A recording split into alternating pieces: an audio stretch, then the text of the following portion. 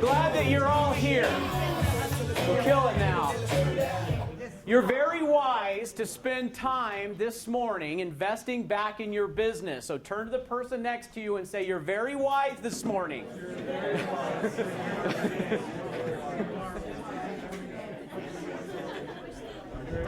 Okay. Isn't it interesting that it all begins with a big element of humility? If we're going to learn something new, if we're going to better ourselves, we've got to have that ingredient of humility. We have to be aware that there's things that we don't yet know that could be very valuable to us.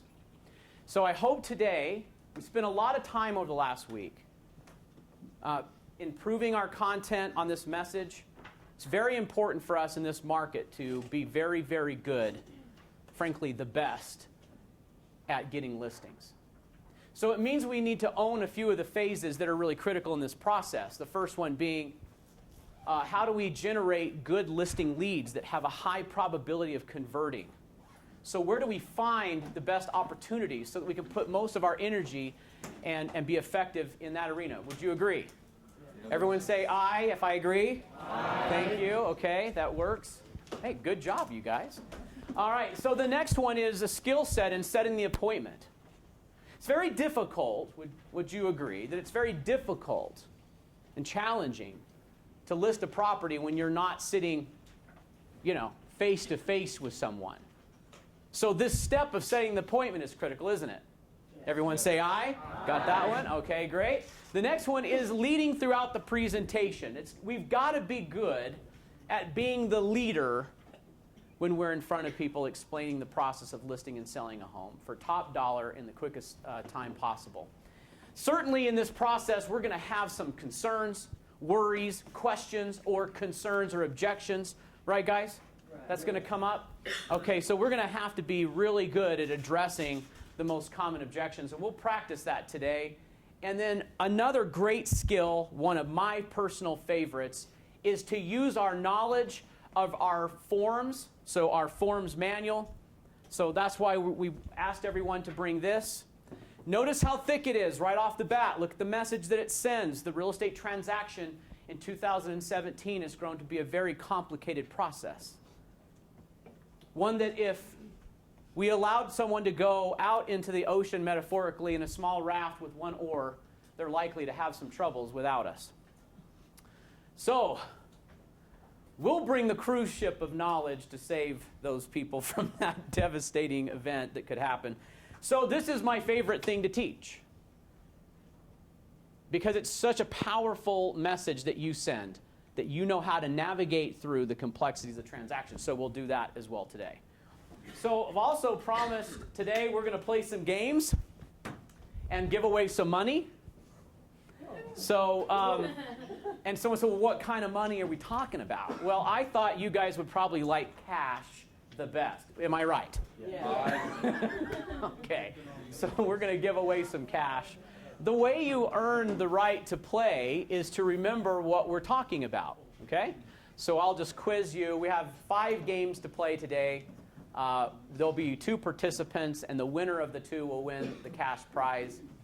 And then we've got lunch today. So let's talk about the schedule. Okay, let me break down the schedule so we all know what's in front of us. We got a lot today in 3 hours to pack in. All the objectives we just talked about. Everyone has materials. If you don't, talk to Micah or Joe or Angie in the back, and they'll get you what you need. All right, let's get it started. Okay. First thing I want to show you is we're going to have to talk about how to generate leads. And I had a question for you as well. So I wanted to highlight, I grabbed this graph. Can everyone see that? Okay. So let's take a look at, this graph is from the 2016 NAR Home Buyer and Seller Survey. And it says that the number of agents, so the agents that were contacted by the seller before selecting one to assist with the sale of the home. What does this graph tell us? Most of, so 2/3 across the board, broken down into age categories. But for the most part, all sellers, 72% of the time, contacted one agent. So we often talk about being good in a competitive listing situation, right? Where's the competition? Where's the battlefield? To be the one invited. Is that interesting? Just as a reminder, that the battle is not often between you and another agent to win the listing. The battle is to be invited. So even if we said 2 agents, it's the vast majority. So the lion's share of the battle is being won and fought way before the listing presentation. Okay? Any thoughts on that? So what must we do? I mean, because it's interesting to me that we say, well, I want to win the listing. So the title of the class today is, I'm in it to win it. Okay? And I think somehow we might miss the mark where we think that we're always up against another agent. Well, the statistics are saying something different. What we're really up against is what? Ourselves. Yes, comment. Ourselves. We're up against ourselves being disciplined enough to prospect well enough, to know enough people that when it becomes time to think about selling, that they invite us to the opportunity. Right? Everyone agree? Okay. All right. That's it. That's the message. Okay. So 7, that's where it happens. That's where the competition happens before the actual listing presentation. Let's look at another one.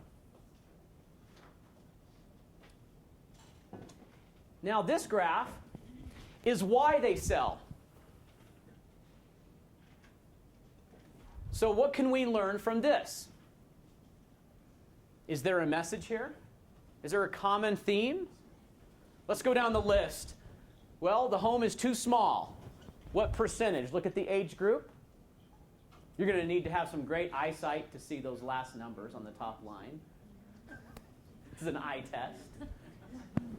But it says 51 to 61 is 9%, then 5%, then 6%.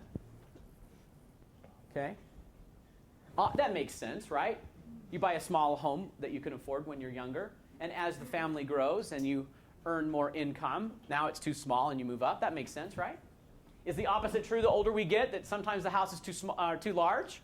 Yes. Okay, and we see that number reflected where?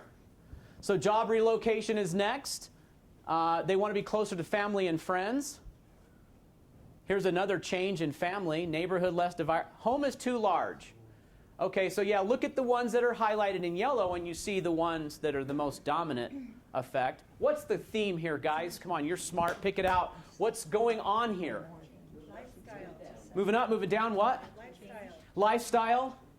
What else? Changes in life. Change. The whole list is change. So if we're going to think about where to find people, we better think about why they're considering selling. The common theme here is something is changing in life. How many of you have experienced that yourself?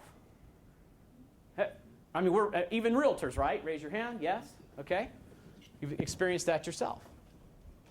What kind of changes did you see in your life that caused you to want to move, sell, buy, list? What were they? House too big. The house was too big. Kids have grown up, moved out. There's no sense in having 6, 7 bedrooms anymore. What are we going to do with 6 bedrooms? Right. Okay, good. Mark? New job in California. A new job, relocation. Okay, so a new opportunity. So certainly we're not going to commute very well, at least, from Salt Lake to California. Okay, what else?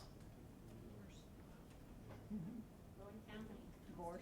Okay, so more children. Income change as well, all right?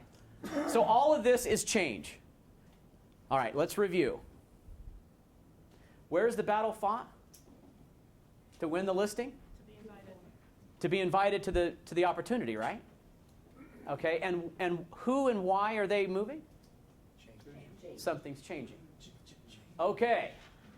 I'll tell you what, guys, if you would just own those two things, we could end the class right now, and all of us, we'd be better listers. If we realize that the battle is to have more friends, as Mark says, more relationships, as I say. Know more people who know you. And as Micah and Joe would say, the authentic you.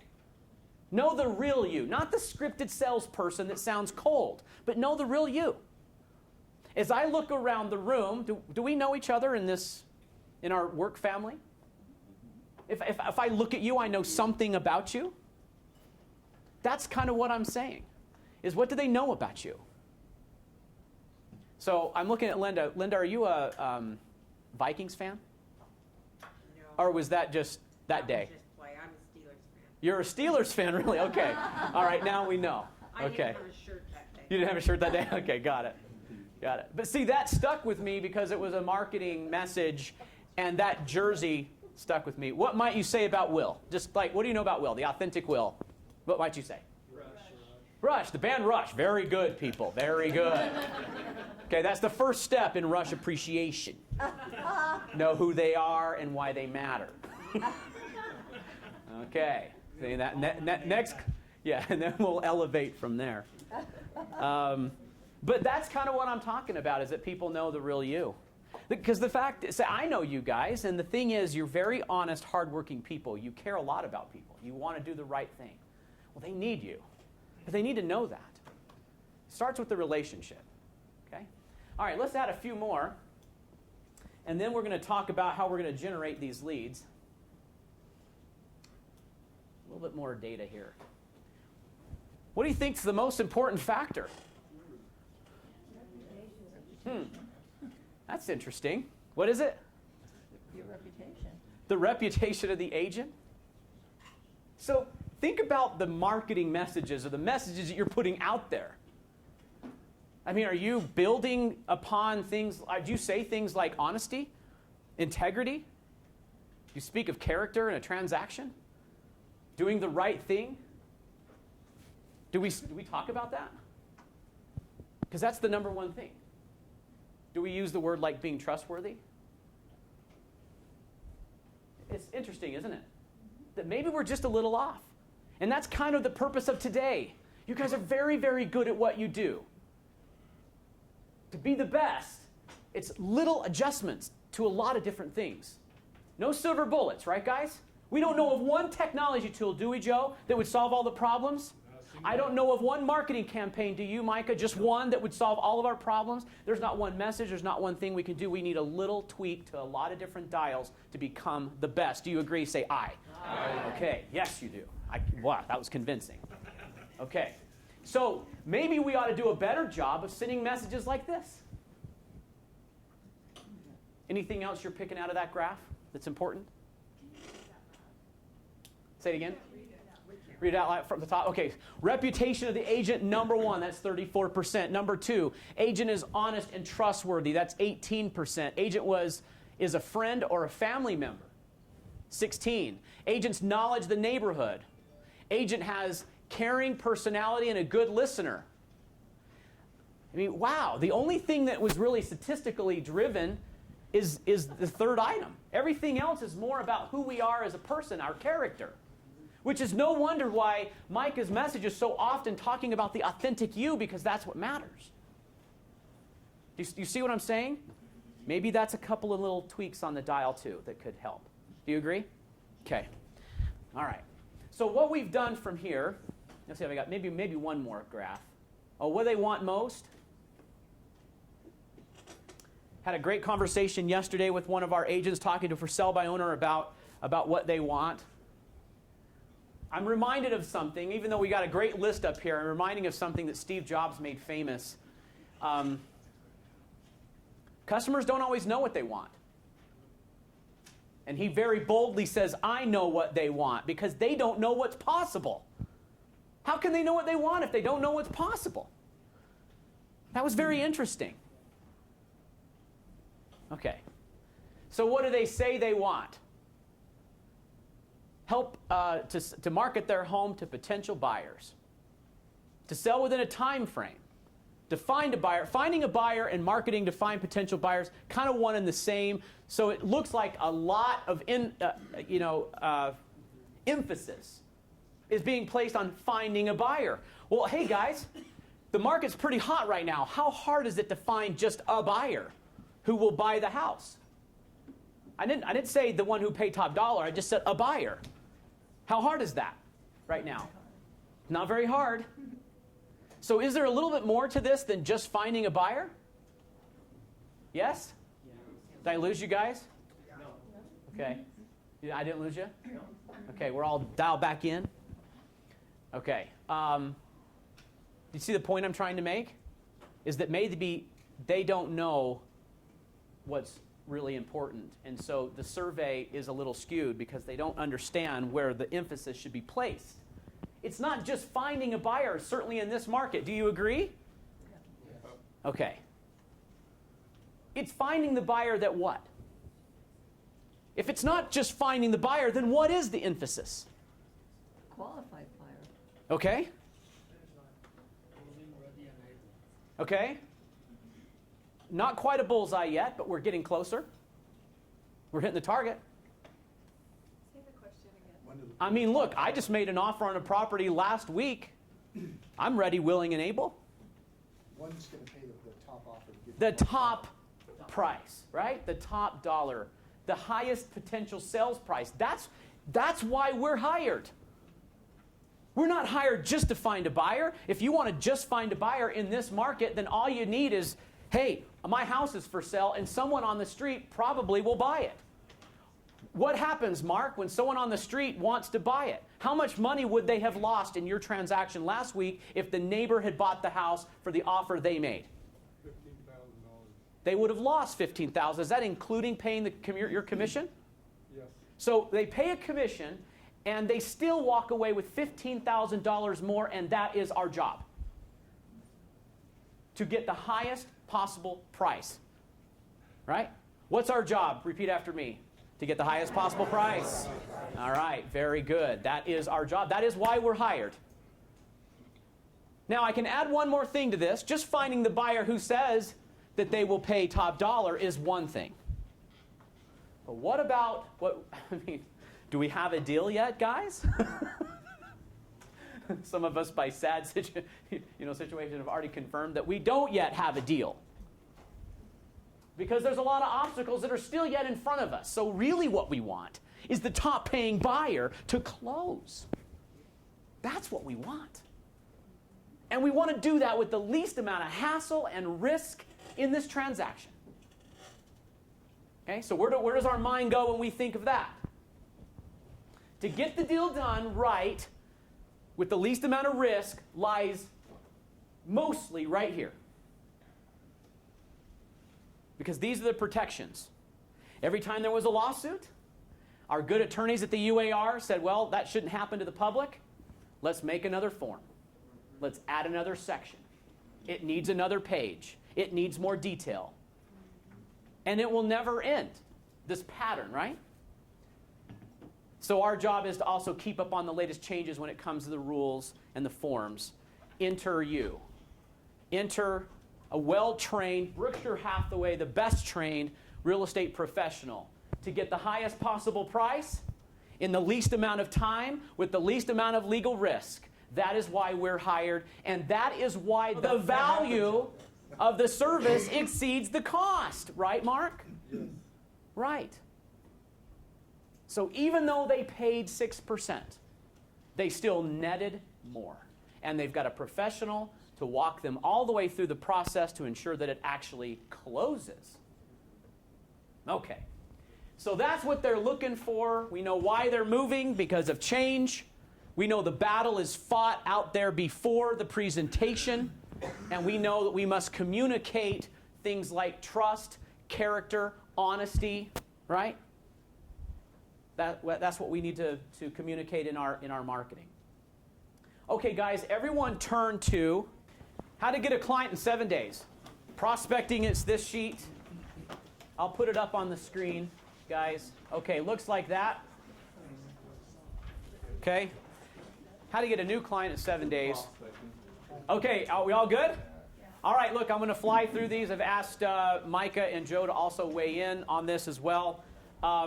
Look, what we have here is we have a summary of the top ways to generate good converting leads. Now, we gotta own something here, guys. We got to be aware of something that goes on. It's human nature. Human nature is to always try to find the shortcut and the easier way. It's a great thing when we're inventive, right? It's great. It's a great quality to have. When it comes to prospecting, however, we tend to want to skip over the things that we've already tried.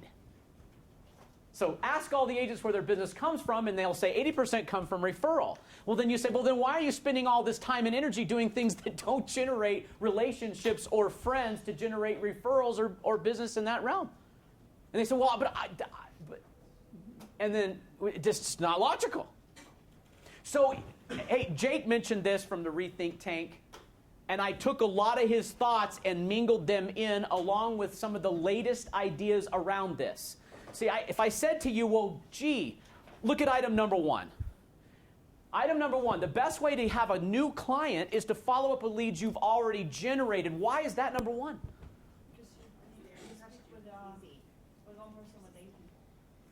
Okay, so what good does it mean? What good does it do if I spend all this time meeting new people and generating a potential lead if I never follow up with them? So is this another turn to the dial that we could be better at following up with leads we've already generated? Okay, so we have to have multiple touches, okay? So look at, just studies show. There's an average of 7 times here, okay? Joe, go ahead. On this data, Will, so it says an average of 7 to 9 for them to engage in your sales process. That doesn't mean close the sale. That means just call you back. So the average salesperson, how many times do you think they do follow-up? This is the same study that has this data. How many times? 1. It's 2. 2. Your competitors are trying twice to contact, and if you're not trying more than twice, just by going 3 times, you're already eliminating a majority of your competition. But the study that shows it's 7 to 9 before they will engage with you. That doesn't mean come over and do your listing presentation. That just means call you back, answer email, respond to your text. Okay? So understand that the math here is way in your favor. If you're willing to do this work, you're already cutting out a majority of people who will quit after 2 times. And they will be cold, and they will be basically auto-generated emails or texts. Hey, heard you inquire about the property.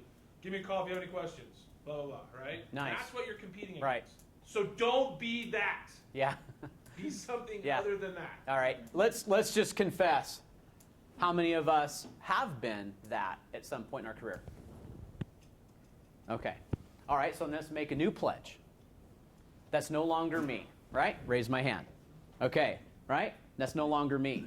So I will better my processes in lead follow-up. Now, that starts, so look, B is, this is what Joe's also thinking of here, is it's not just, hey, how are you, calls. I'm thinking about some kind of a solution to where they are. Did change happen? Yes. What was the change? Where are they going? Where are they headed? So can I start thinking about solutions, information that might guide their path, answers to the questions they may have? We're good at this. We've heard them many, many times. So when we think follow-up, think those things. Come with value. This is very, I will forever and ever thank Debbie Nyson for giving me the book, The Go Giver.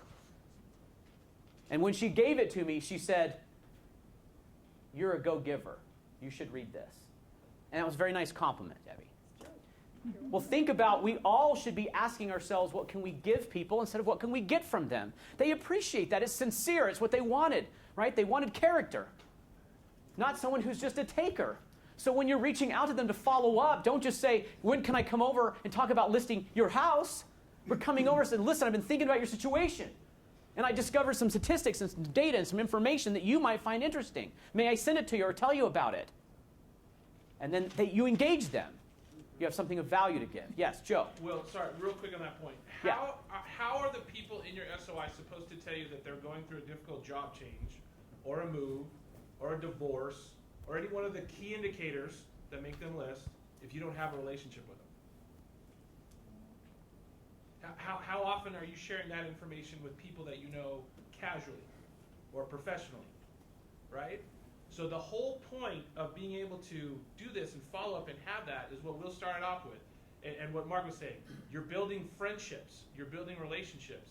And so that old adage is nobody cares how much you know until they know how much you care. That is absolutely, legitimately the honest, like, core value of this entire thing. You are building a network of relationships. And they will not tell you if they're going through a life change. You will not get a chance to go over there and ask them, what way are they headed, unless you have a relationship with them. Yeah. And not just a casual, I send you an email and a postcard every 3 months, right? It has to be a meaningful relationship. Yeah. Very good. Thanks, Joe. Meaningful relationships begin it. Yes, Debbie. Along that thought, so if you're thinking of every contact that you make as a relationship, you don't just call a friend and say, I need something from you. It's, how are you? You're checking in to see how they are, right? And so I think that's the point of, big message in this book, but it's also, you hear so much in training for real estate about, doing this prospecting, making these phone calls, and I hear everybody saying they dread that. And I think it's because when you have this list of phone calls to make, you're thinking your end result is to get an appointment. Right. Or to get them to Right. engage with you and ask you for something. We'll change that. Right. The end result should be just to check in and offer to give them something. Yeah. It changes everything. It makes it so easy to make Yeah. those phone calls. Huge shift. Who was it yesterday who told me they were a little apprehensive about coming here because they didn't want to, they said, I don't really want to be a salesperson. I can't remember who that was. Who was it? Do we all feel like that, though? I don't really want to be a salesperson. Okay? We're all laughing. Who was it? They're like, it was Peter?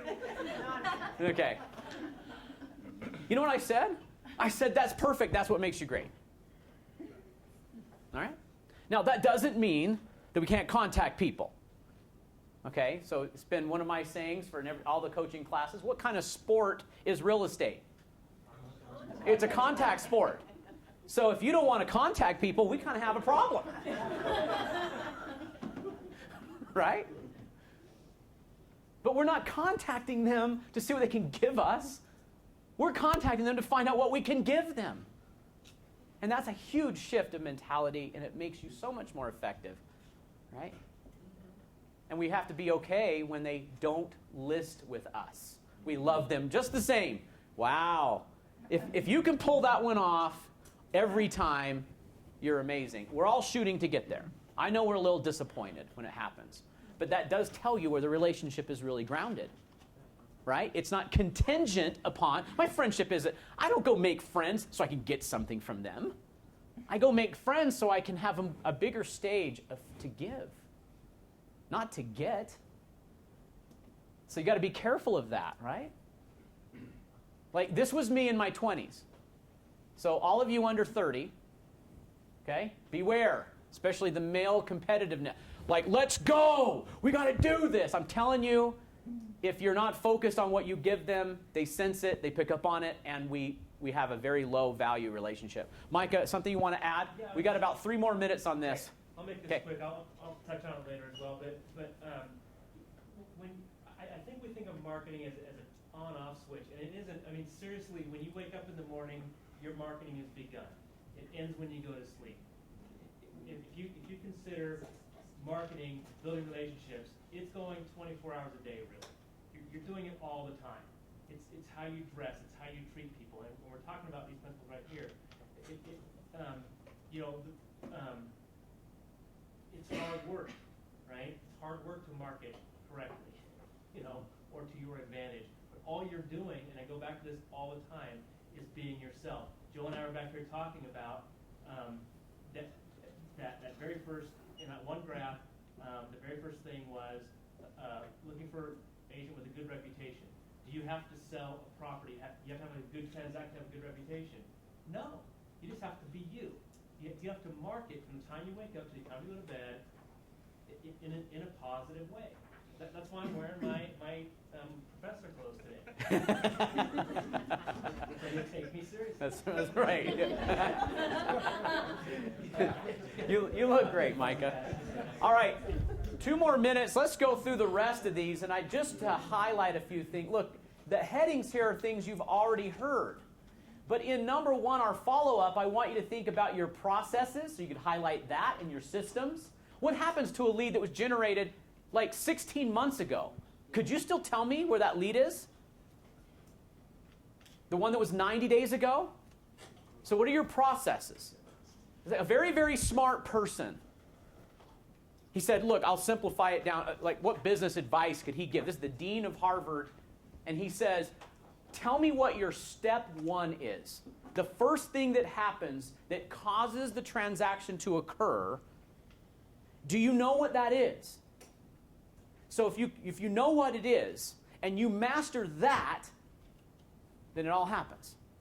And it's like, mind blown, as simple as that is. Because when we stand up in front, like there's 50 of us here today. If I said to you, what is step 1? What's the first thing that you have to be good at that causes a closing to happen? Do you know what it is? Are you great at it? So what is the first step? And we're still like ambiguous, like it's like it's a concept without a specific. And that's the trouble. All right, in case you don't know, what kind of sport is this? All right, that's step 1. Oh, okay, well now I know. All these years I did not know. Contact. Right? Okay, next one is center of influence. Big surprise, right? Vast majority, people we know, past clients, current client referrals. It's so dominant. It's the best way to get business. But we're fishing in a pond with like 2 fish, hoping to catch one of them. Right? I'll get it any minute. Like, the question's like, well, does, I don't know, give me a common question you get, Micah, about something that agents want to do that are very low priority. Didn't we hear one yesterday in sales meeting? AdWorks or something like that? Yeah. Oh, okay. Yeah. Does AdWorks work? Yeah, does AdWorks work? It's like, yeah, it's good at the one thing that it does. It's not the one thing you can do that would be better than marketing to your center of influence. It won't be better than that. And the answer to that was yes, but it's not the yes you think it is. Right. Because it, AdWorks probably isn't gonna convert a sale. Yeah. Right? But on item B, place a lot of value in getting a full data set. First name, last name, cell phone, work number, work address, home address. Place a lot of value on getting a full data set. That's the value of your business. Your personal, holding an open house has so many great effects to it because you're talking about a property, and that is what you do. That's how people know you. I know Joan is a great real estate agent. She has a great real estate business. That's how and she talks about real estate. She talks about the properties that she's listed, the ones she's excited about. So we ought to do more of that as well. It doesn't dominate every conversation. That's not what I'm saying. But if we're doing nothing, all these other things without talking about property, we're missing the mark, right? And so their event-like atmosphere. They go to 100 people around. They make special time for the neighbors to preview. Now's a great time to get to know the property that's going to come up on the market. It's being held for the first time this Saturday. We've allocated the first hour of the open house for just the neighbors to come by and be familiar with the property in case you may know of someone. I would love to invite you to that. It begins at 12 o'clock, ends at 1. So that's why I'm here today. And they go, oh, great, tell me about it. Well, sure, you know what? We'll swing by. Relationship, right? Easy. Neighborhood data. You might be interested to know what's going on in our Willow Creek neighborhood right now. I just thought that was interesting as I looked at the stats early this morning. you know what really stuck out to me? What was that, Peter? Well, that right now in the last 2 years, the Willow Creek neighborhood has now gone up 11% in values, the average sales prices. I just thought that was very interesting. And it's taking only an average of 34 days for homes to close. I mean, that's valuable. Everyone, now you're giving them something.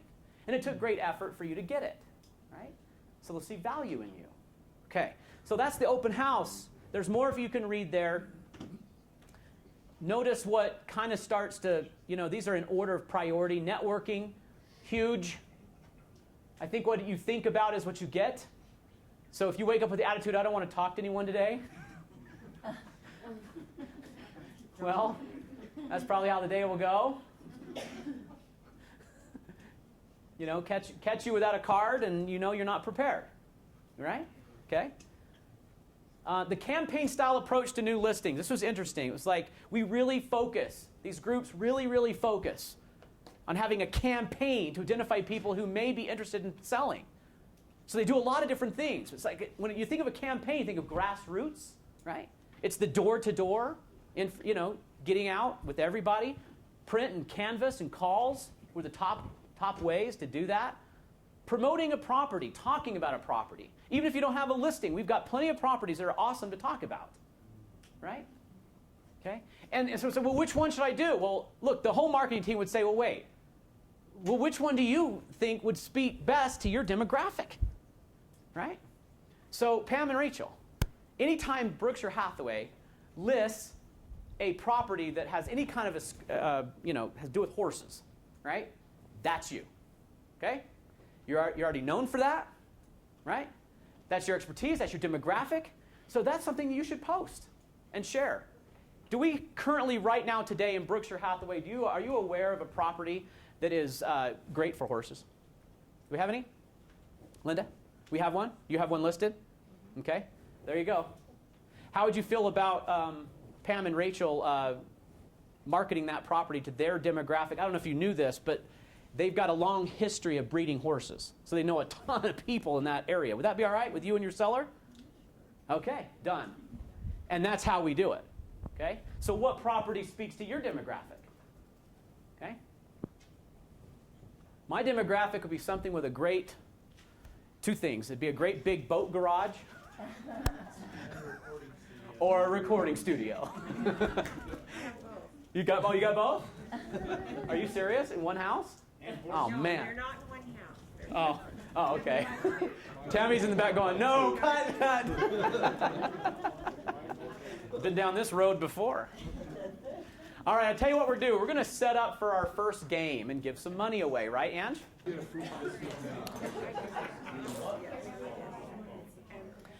Okay, I'm going to ask Nancy Davies to pick 5 numbers between 1, and it can be 1, up to 20. Okay, and Mike is going to write them down. Go ahead. 5 numbers between 1 and 20. 3, 8. 12, Okay, 15, one more. 19. Okay, great. Thank you. All right, our first contestants in the game called Find the Key That Fits. And the winner will get $20. How does that sound? Okay? So all you got to do is find the key that fits. Here's how this is going to work. 1, 2, 3. Brandy, you're up. Okay?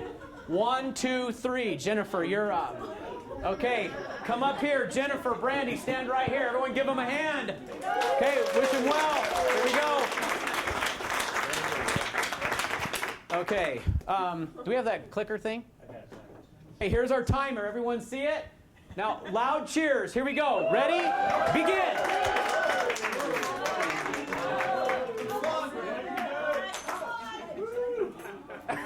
You got it? All right, winner! Congratulations. Okay.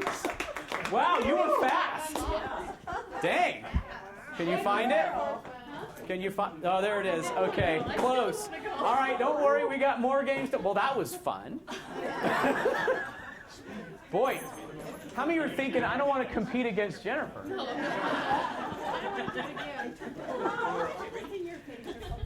All right, congratulations.